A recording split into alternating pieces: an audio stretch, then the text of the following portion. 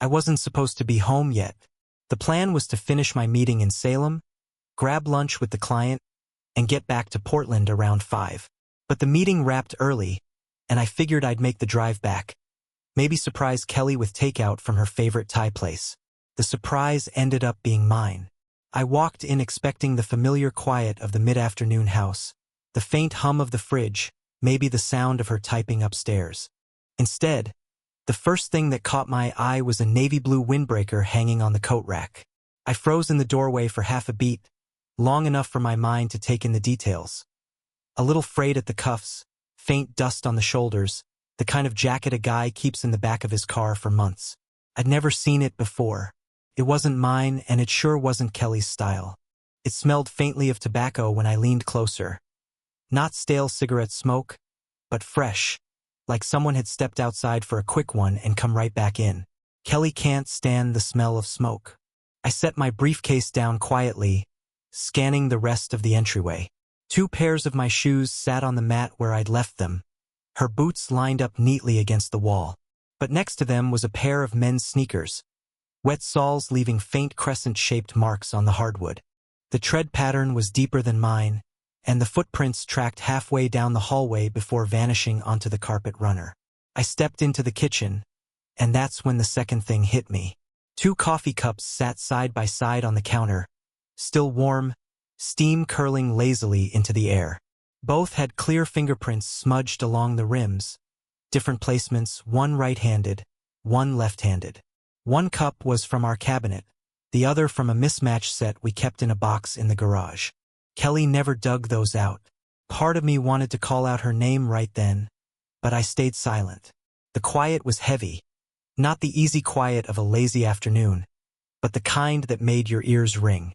In the bathroom, the small sink was speckled with tiny clippings, trimmed facial stubble. Not mine. Too light in color, and the length was shorter than my beard trimmer leaves. The drain had that just rinsed look, like someone had swished water around without bothering to wipe anything down. I walked back toward the front door and took another slow look at the footprints. The wetness was fresh enough to glisten in the light. It hadn't been raining when I drove in, but the sidewalks outside were damp, probably from the morning drizzle. The timing in my head was already turning over like gears. That's when I caught the scent in the air, men's cologne. Not the heavy, overpowering kind, but something sharp, crisp, and unfamiliar. It mixed uneasily with the humid heat still lingering in the air, like steam from a recent shower. I stepped into the living room and spotted her phone on the coffee table. Face down, of course. I don't know why I noticed that, but I did. The screen was dark, but the faint vibration under the glass told me a message had just come in. Something made me check the video doorbell. I tapped the feed history, and there he was. A man I didn't recognize, walking up the steps 20 minutes before I got home. Tall, broad-shouldered, wearing jeans and a dark hoodie under that same windbreaker now hanging on our rack. He didn't knock, just opened the door and stepped inside like he belonged there. I scrolled forward in the feed, but there was no footage of him leaving. A moment later, I heard the upstairs bathroom door click shut. Running water stopped. Footsteps moved down the hall. Then she appeared at the top of the stairs. Kelly had her hair wet and slicked back, like she just stepped out of the shower. A pale blue robe was tied neatly at her waist. She looked at me with the kind of startled smile people give when they've been caught off guard but are trying to hide it. "Babe, you're early," she said, her tone a little too high, a little too rehearsed. "Meeting wrapped up ahead of schedule," I said, watching her face for any flicker, any giveaway. She glanced toward the coat rack, almost reflexively, then back at me. "Oh, by the way, that was just a contractor. Emergency plumbing thing upstairs." She was already walking toward the kitchen as she talked, gesturing vaguely toward the hallway. "He had to wash up, I guess, and must have left his jacket here." The story came fast, polished, like she'd practiced the beats in her head before I walked in. Contractor. Emergency. Wash up. Forget jacket. It was neat, contained, and designed to close the subject before I could ask more. I let the silence stretch for a second too long, just to see if she'd fill it. She didn't. Instead, She smiled in that way that told me she thought the explanation had landed. You hungry? I was just about to make something. On the outside, I nodded and set my keys down. Inside, I was filing it away. Every detail, every smell, every footprint, every word. I didn't push further. Not yet. For the next few days, I told myself to let it go. That people leave jackets behind. That coffee mugs and damp footprints don't always mean what you think they mean. I even tried to believe her story about the emergency contractor who conveniently arrived and left without a single knock on the door, a single invoice, or any follow-up call. But the thing about doubt, it doesn't vanish when you tell it to. It grows in the quiet moments when you're not looking for it. That windbreaker sat on the coat rack for 2 days. On the third, it was gone. I didn't ask where it went. I just noted that I hadn't seen anyone come by to pick it up, and Kelly never mentioned it again. Then I started noticing all the other things I'd brushed aside before. Her phone always face down now. I used to joke about it when we were first together, how she'd leave her phone screen up and unlocked on the couch, mid-text, if she got up to grab something from the kitchen. But now it was never left unattended. If she forgot it on the coffee table, she'd double back in a heartbeat. One night, I realized her location sharing was off. We'd had it on for years, mostly for convenience, so we could see if the other was stuck in traffic or to find each other at crowded events. I asked her casually, and she said it must have toggled off during an update. She turned it back on in front of me. 2 days later, it was off again. Her work schedule shifted, too. Sudden strategy sessions that kept her late into the evening. Nights when she'd say she had to meet a client for drinks, and I'd hear nothing from her until she came home hours later with the faint scent of perfume mingled with something sharper. Cologne, maybe. I started noticing the cash withdrawals. Not huge amounts, 60 here, 80 there, but always from ATMs in neighborhoods we never had any reason to visit. Places far from her office, far from our usual haunts. She bought new sportswear one week, 2 pairs of running shoes, a gym bag, sleek leggings in colors she never wore before.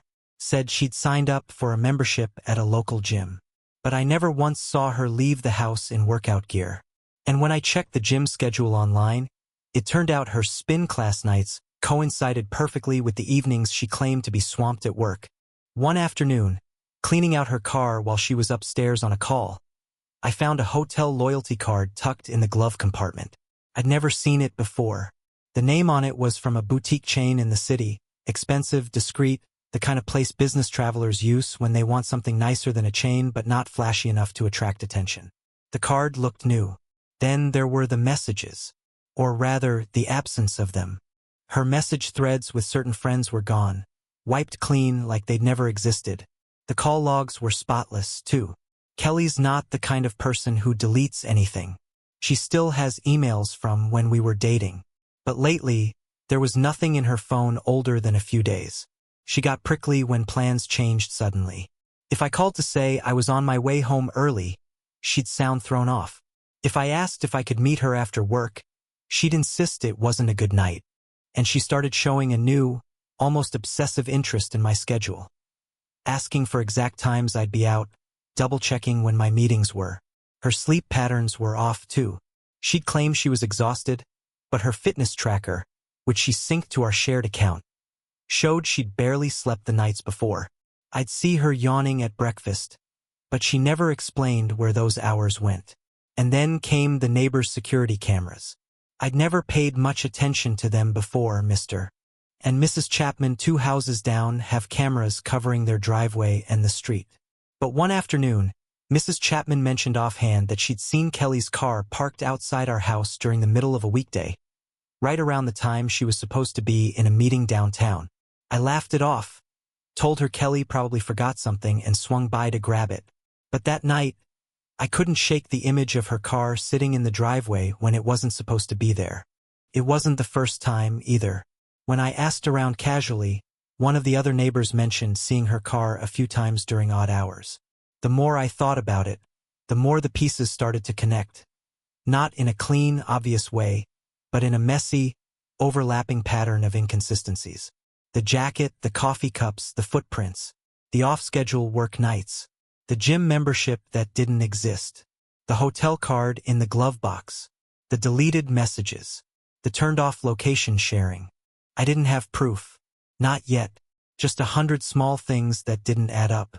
But when you start looking backward with suspicion, the past reshapes itself.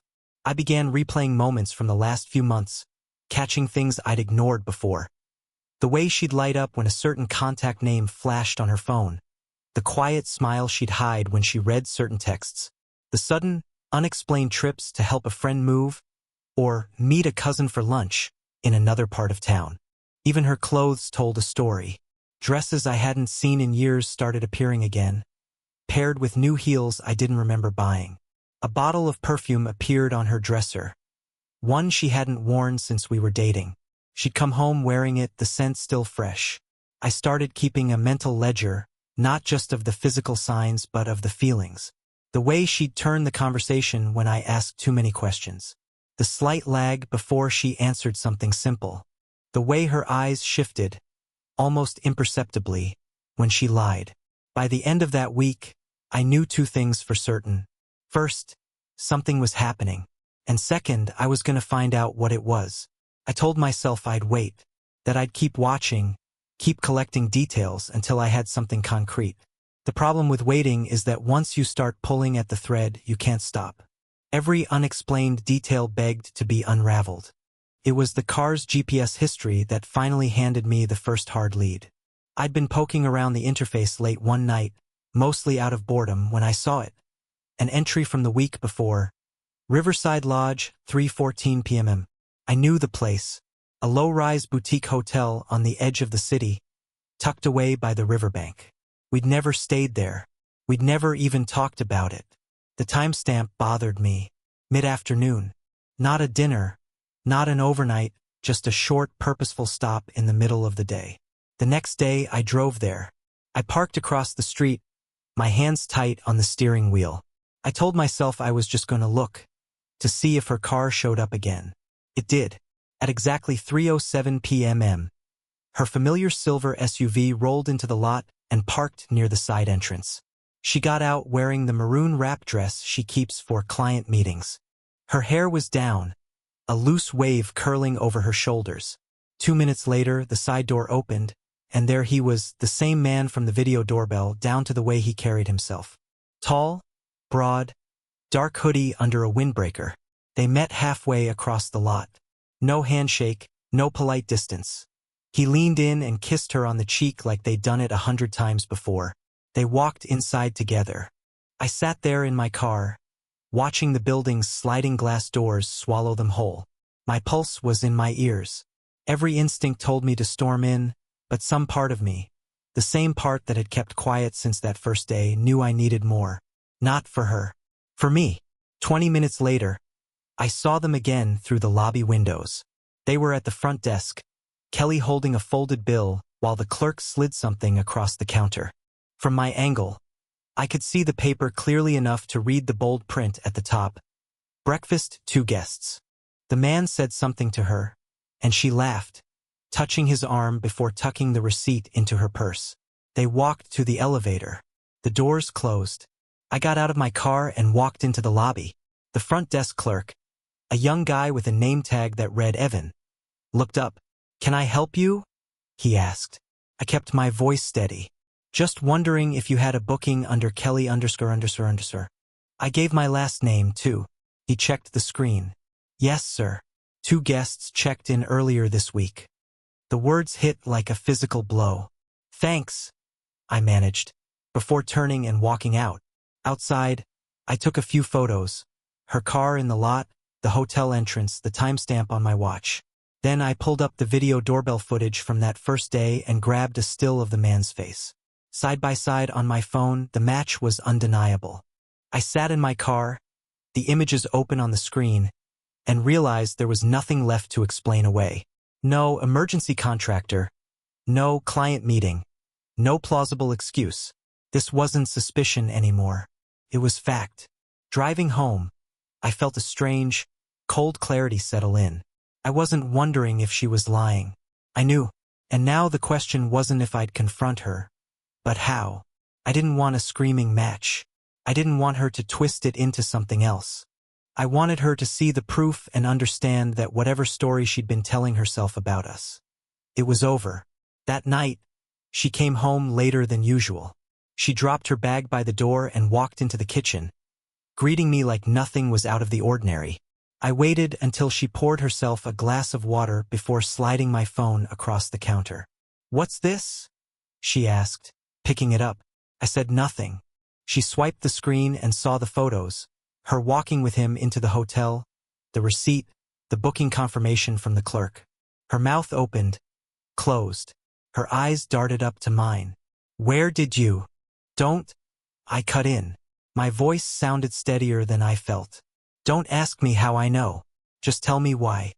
She swallowed hard, setting the phone down like it was hot. "It's not what you think." I laughed. A sharp, humorless sound. That's the exact phrase people use when it's exactly what I think. Her lips trembled. "It's complicated." "It's not complicated," I said. "You booked a room for two. You spent the afternoon with him. You lied to me. That's not complicated, that's deliberate." She pressed her palms against the counter, staring down at them. "I didn't mean for it to." "Stop," I said. "You've been meaning it for months." She looked up at me then, eyes wet but jaw tight. "Are you going to leave?" I didn't answer right away. I wanted to say yes. I wanted to tell her she'd already made that decision for me. But instead, I let the silence do the work. When I finally spoke, it wasn't the dramatic line I'd imagined in my head. Just 4 words. "I'm done believing you." The hotel was supposed to be the breaking point. I thought once I had proof that would be it, our lives would split cleanly down the middle. But endings aren't clean. They bleed into everything else. We barely spoke for the next 2 days. I worked from my home office. She floated from room to room like a shadow, moving quietly, avoiding me. Every once in a while, I'd catch her watching me, as if she was trying to measure whether I was still hers or already gone. I didn't tell Haley anything. She'd been away for the weekend, down in Santa Cruz for a friend's bachelorette trip. She's 19, in college, and the last thing I wanted was to dump all of this on her while she was trying to enjoy a break from classes. On Sunday afternoon, I was in the kitchen making coffee when I heard her car in the driveway. She came in laughing, dragging a suitcase behind her, still wearing the salt and sun look of a California weekend. Kelly hugged her at the door like nothing was wrong, and for a moment I almost let myself believe we could fake our way through it. Then Haley dropped the kind of casual bomb you never see coming. "Oh, so we did this stupid thing while we were there," she said, unzipping her bag. She pulled out a small white and teal box. One of those mail-in DNA kits. My friend Anna bought them for all of us as a joke. We all did the swabs Saturday night after too many margaritas. I smiled politely, already half tuned out, until she added, "I just got my results back this morning. Weirdest thing, it says you're not my biological father." The words landed like ice water down my spine. "What?" She was still laughing, waving it off. "I mean, these tests aren't perfect, right? I'm sure it's just a glitch. It says mom's my mom, obviously, but the paternal match is like 0%. Totally random." I glanced at Kelly. She'd gone pale. Her hands were clasped together so tightly her knuckles were white. Haley noticed. Mom? You okay?" Kelly's smile was brittle. "Those things aren't always accurate, sweetie." But her voice had that too bright tone I'd heard before, the one she used when she was trying to wrap a story in bubble wrap before handing it to me. I looked at Haley. "Let me see the results." She handed me her phone. There it was, in plain text, paternal match. None detected. Beneath that, a list of possible relatives on her paternal side, all strangers. I handed the phone back, forcing my voice to stay calm. "We'll look into it." Haley shrugged, still thinking it was a weird but harmless mix-up. "Yeah, whatever. I'm gonna shower." She disappeared upstairs. The second her door closed, I turned to Kelly. "How long have you known?" Her eyes filled instantly. "It's not what?" "Don't," I snapped. "Don't you dare say it's not what I think. You've been lying about this for 19 years? She shook her head furiously, tears spilling over. It wasn't like that. I didn't know for sure. I tried not to think about it. I didn't want to know. I took a step back from her, feeling like the ground had dropped out beneath me. You've been lying to both of us. Every day, every birthday, every time I called her my daughter. It doesn't change the fact that you're her dad, she said, her voice breaking. It changes everything, I said.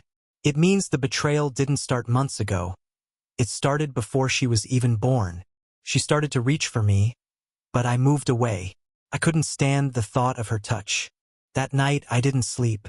I sat in the living room with the lights off, listening to the occasional creak of the house. My mind replayed every moment of Haley's childhood. Her first steps, her first day of school, the way she used to run to me when I came home from work. And now there was this shadow over all of it. It wasn't her fault. I knew that. She was still my daughter in every way that mattered. But the idea that Kelly had kept something this big from me, from us, was almost more than I could wrap my head around. By morning, I decided I needed answers, real ones, not the kind Kelly fed me in carefully measured doses. Haley came downstairs, hair still damp from a shower, wearing her favorite college hoodie. I asked her if she'd be okay skipping class for the day. She looked at me, curious but not suspicious, and said sure. We spent the day together, brunch at the diner, a walk by the river, nothing heavy, just time. And then, while we were sitting on a bench watching the water, I told her I'd seen her results. I told her I didn't care what the test said, that I loved her the same way I always had. She went quiet for a long time, staring out at the water. Then she said, "Do you think Mom knew?" I told her the truth. Yeah, I think she did. She didn't cry, just nodded slowly, like she'd already suspected it in some buried corner of her mind. "Then I need to know who he is," she said. It was the same thought that had been eating at me since the night before. Whoever this man was, he was a part of her history. And if Kelly wasn't going to tell us, I was going to find him. When we got home, Kelly was in the kitchen, acting like nothing had happened. Haley went upstairs, and I walked past her without a word. In my office, I opened my laptop and started digging. The GPS coordinates, the hotel receipts, the stubble in the sink. All of it had seemed like the story before. But now, there was another story running parallel to it, one that started 20 years ago. And I wasn't going to stop until I'd pulled both of them into the light. I've always believed that when you need the truth, you go to the source, whether it's numbers in a ledger, dates in a calendar, or people who were actually there. In this case, the source wasn't going to be Kelly. She'd already proven she'd rather bury a truth than face it. So, I started where the paper trail lives, the places where the past gathers dust. It began at her mother's house. Haley had gone back to campus for the week, and Kelly was running errands, which gave me a window. I told my mother-in-law I was looking for old family photos for a project Haley was doing. She didn't ask many questions, just pointed me toward the attic and left me to it. The attic was the kind of place where decades pile up in layers. Old Christmas decorations, yellowed photo albums, boxes of kitchenware no one ever used. I worked my way through them methodically, not entirely sure what I was hoping to find. Just knowing that if there were breadcrumbs, they'd be here. It was in a box labeled miscellaneous. 2003 to 2004 that I found it. An unsigned card, the kind you'd pick up from a small stationery shop, thick, textured paper, a pressed flower design on the front. Inside, in neat, blocky handwriting, it read, "Thinking of you. Mark Lawson." No date, no message beyond that. Underneath the card, a stack of photographs wrapped in a rubber band. I sat cross-legged on the attic floor and went through them one by one. Most were of Kelly in Sacramento, cafes, parks, street fairs. But 3 of them stopped me cold. She was sitting across a small outdoor cafe table from a man I'd never seen before. Broad smile, close-cropped hair, sunglasses pushed up on his head. His arm rested casually along the back of her chair. In one, they were both laughing, leaning toward each other in that unconscious way people do when they're more than friends. On the back of one photo, in blue pen, someone had written October '04. Haley was born in July of the following year. I slipped the photos and the card into my jacket pocket and kept going through the boxes, but nothing else tied directly to him. Still, I had a name, a face, and a place. That was enough to start. Back home, I opened my laptop and started with public records. Sacramento had a few Mark Lawsons, but narrowing it by approximate age, I found one who'd lived in the city in the early 2000s and now had a registered business address in Reno, an auto repair shop. The shop had a bare-bones website, the kind a friend's nephew might put together for cheap. The About Us page had a photo of Mark, older, heavier around the middle, hair a little thinner, but the same eyes, the same jawline as the man in the cafe photos. I stared at the screen for a long time, not entirely sure what I'd do with the information.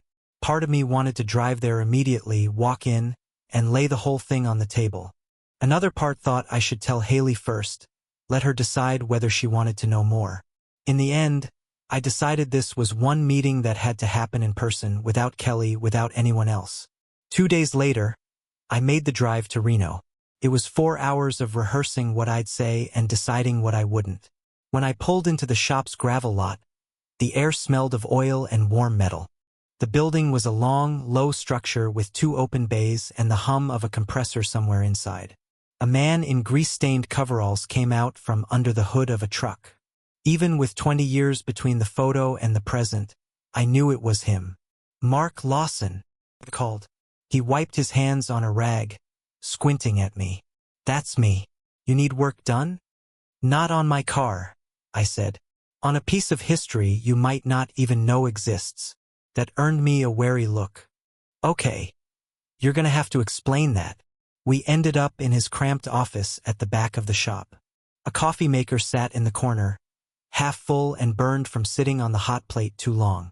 I pulled out the card and one of the cafe photos, sliding them across his desk. Recognition hit him instantly. He leaned back in his chair, exhaling slowly. Kelly, he said. Not a question, just the name, heavy with something between nostalgia and regret. You knew her in Sacramento, I said. Yeah, for a while. He studied the photo again. Why are you here? I didn't see a point in softening it. Because I think you're the biological father of her daughter. My daughter. And I think you've never been told. He froze, the rag still in his hands. You're serious? I nodded once. For a long time, he didn't say anything. Then, we were together, maybe a year? She left. No fight, no big blow-up, just packed up and moved. I tried calling a few times, but she didn't answer. Figured it was done. She was pregnant when she left, I said. His eyes widened slightly, and I could see the math happening behind them. And she never told me? No, I said. She told neither of us. I found out last week from a DNA test Haley did for fun. She still doesn't know who you are. He leaned forward, elbows on the desk.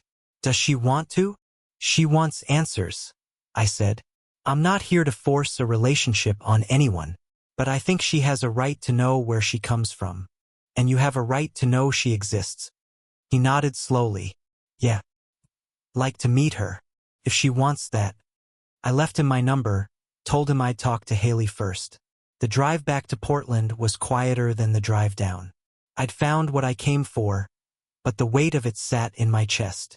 When I got home, Kelly was in the kitchen. She glanced up, saw my face, and knew. You found him, she said. Yeah, I said. And he didn't even know she existed. Her eyes closed, her shoulders sagging. I thought I was protecting her. No, I said. You were protecting yourself. And now she's going to get the truth from me, not from you.